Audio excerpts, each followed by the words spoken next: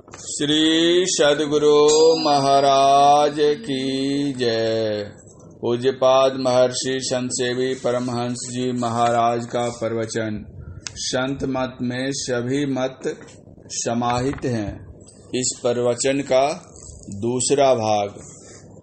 कल के प्रवचन में आपने सुना था, झूठ पाप का ऐसा बड़ा झोला है जिसमें सभी पाप समा जाते हैं। कितने भी पाप कर लिए, कह दिया मैंने नहीं किया, क्या हुआ, झूठ के झोले में सभी पाप समा गए। अब आगे, एक जगह मैं सत्संग प्रचार में गया था।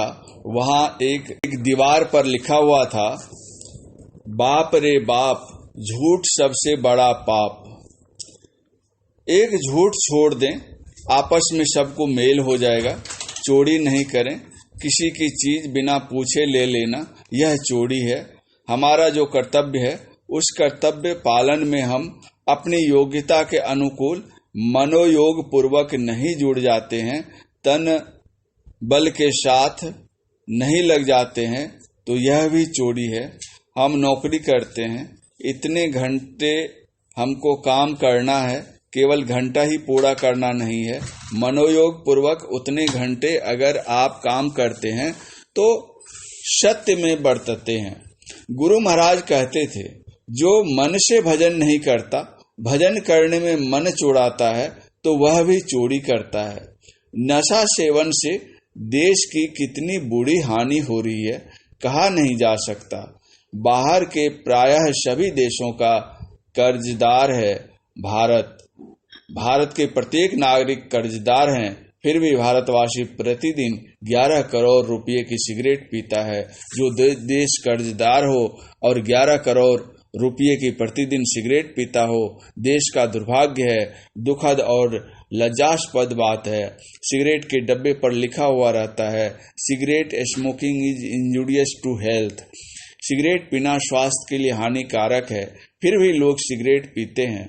सिगरेट का एक कश लेकर उसके धुएं को आप अपने सादे कपड़े पर दीजिए, देखिएगा उसमें दाग पड़ जाएगा। सिगरेट के धुएं का दाग पड़ता है आपके कपड़े पर, और आपका कलेजा कितना कोमल है, उस कोमल पर जो धुआं लगता है वह वहां जाकर घाव पैदा करता है। टीबी और कैंसर रोग होते हैं। सिगरेट पीने वाला बीमार होता है। एक तो उसने सिगरेट पीने में पैसे खर्च किए, अस्वस्थ होने से काम नहीं कर सकने के कारण समय बर्बाद किया।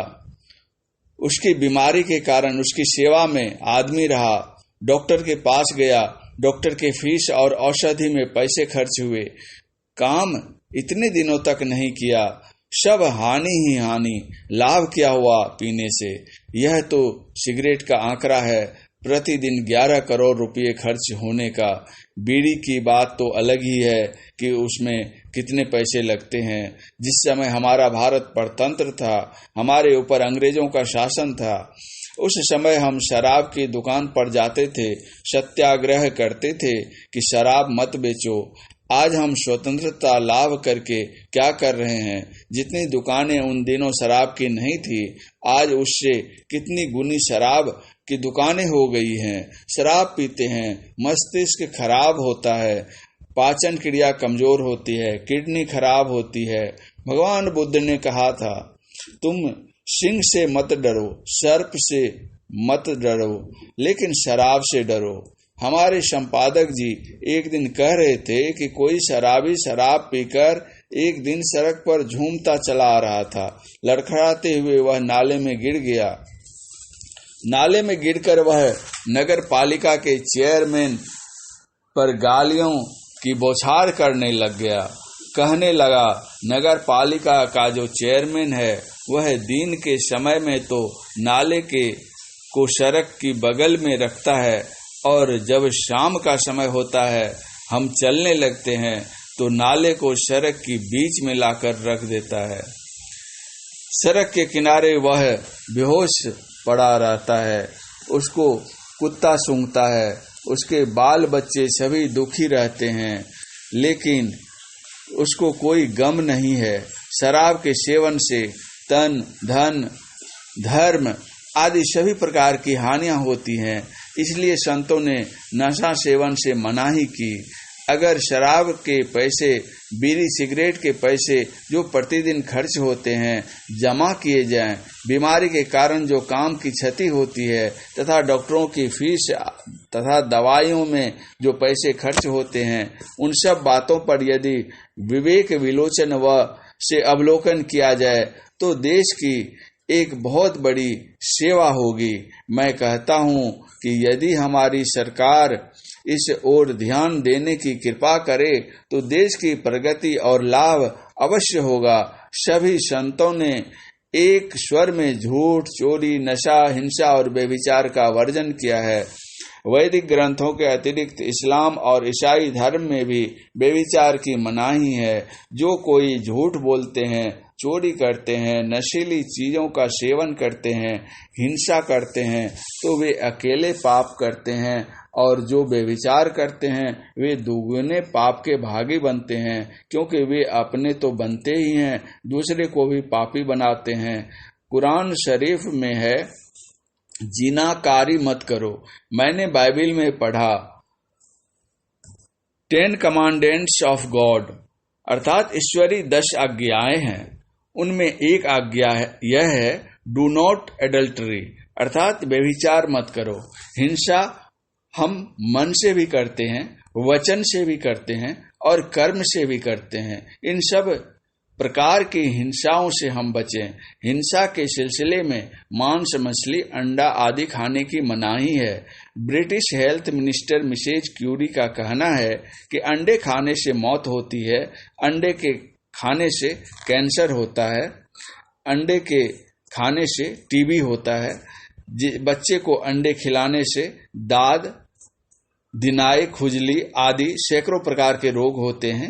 अमेरिका के 2 सुप्रसिद्ध डॉक्टर के नाम डॉक्टर ब्राउन और डॉक्टर गोल्डस्टीन हैं, जिनको 28 लाख रुपए का नोबेल पुरस्कार मिला हुआ है।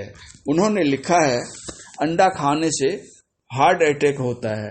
मुर्गी जो पाली जाती है उसकी सुरक्षा के लिए डीडीटी छिड़कते हैं। वह डीडीटी मुर्गी के आहार में जाता है और प्रत्येक अंडे में 15,000 छिद्र होते हैं जो इन आंखों से देखे नहीं जाते। वे छिद्र होने का मतलब है कि डीडीटी का उसमें प्रवेश हुआ है। जो उसको खाते हैं, डीडीटी के विष के कारण उनको अनेक प्रकार के रोग होते हैं। लिखा है 2.5-3 साल तक मुर्गी अंडा देती है, उसके बाद वह अंडा देना बंद कर देती है। प्रायः उन मुर्गियों को कैंसर रोग हो जाता है। जो उन मुर्गियों के मांस खाते हैं उनको भी कैंसर रोग हो जाता है। ब्रिटेन में अंडे की बिक्री 70% कम हो गई है, क्योंकि अंडे खाना लोगों ने छोड़ दिया है। विदेश के लोग अंडा खाना छोड़ रहे हैं और हमारे यहाँ टीवी पर प्रचार होता है, संडे हो या मंडे रोज खाइए अंडे। दुख और दुर्भाग्य की बात है। डॉक्टरों ने लिखा है, मांस खाने से बहुत तरह की बीमारियां होती हैं। यकृत खराब हो जाता है, किडनी खराब होती है।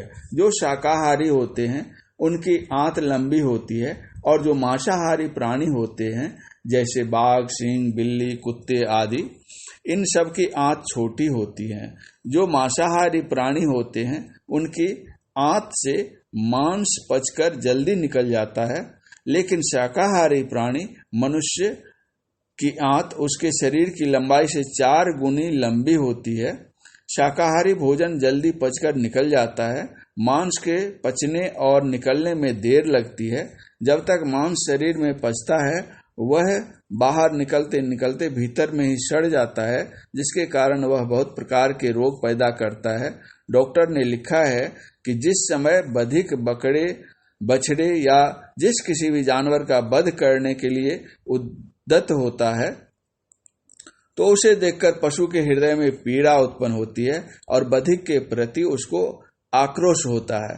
इस कारण एक तरफ दुख और दूसरी तरफ आक्रोश होने के कारण उसके रक्त में जो यूरिया और यूरिक एसिड रहता है वह रक्त से निकलकर मांस में चला जाता है और उस मांस के आहारी को कैंसर, टीबी आदि रोग होते हैं। इसलिए भी संतों ने शाकाहारी बनने की सतत सीख दी है। मांस मछलिया भोजन त्यागो, सतगुण खान पान में पागो। और मछली के लिए तो कहना ही क्या, मछली इतनी अपवित्र चीज है जिससे बढ़कर और क्या कहा जाए। मान लीजिए कोई टीबी की बीमारी के कारण मर गया, उसको नदी में फेंक दिया गया, मछली उसको नोच नोच कर खाती है। उस मछली को जो खाता है तो टीबी किसको होगी? कैंसर रोगी की लाश नदी में भसती चली जा रही है, उस लाश को मछली नोच नोच कर खाती है, कैंसर किसको होगी? यह तो दूर की बात है। देहात में लोग पखाना के लिए खेतों में, मैदानों में, जंगलों में जाते हैं, शौच करने के लिए सरोवर या नदी किनारे जाते हैं। जैसे ही वे शौच करते हैं और पखाने का टुकड़ा निकलता है, वैसे ही मछली उसको निगल जाती है।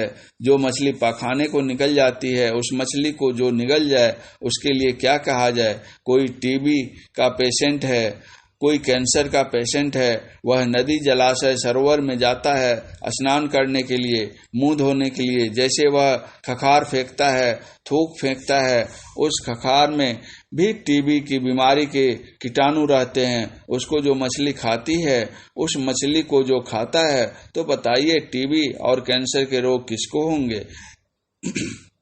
इसलिए संतों ने पहले ही आमिष भोजन का वर्जन किया है। जो कोई झूठ, चोरी, नशा, हिंसा और व्यभिचार से अपने को बचा कर रखते हैं, वे सदाचार का पालन करते हैं, वे ही अध्यात्म पथ के पथिक हो सकते हैं, अन्य नहीं।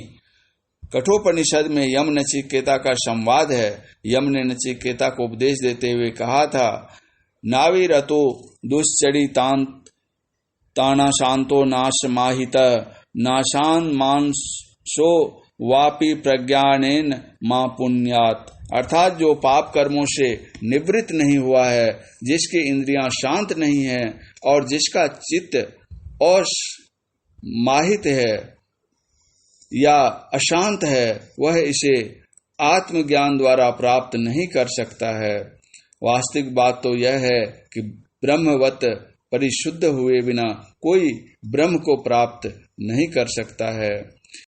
इस प्रवचन का शेष भाग अगले प्रवचन पाठ में। पूज्यपाद महर्षि संत सेवी परमहंस जी महाराज का यह प्रवचन सुरसड़ी तट पर स्थित महर्षि मही आश्रम कुप्पाघाट भागलपुर में सदगुरु महर्षि मही परमहंस जी महाराज की 112वीं जयंती के शुभ अवसर पर दिनांक 2/5/1996 ईस्वी को हुआ था। श्री सदगुरु महाराज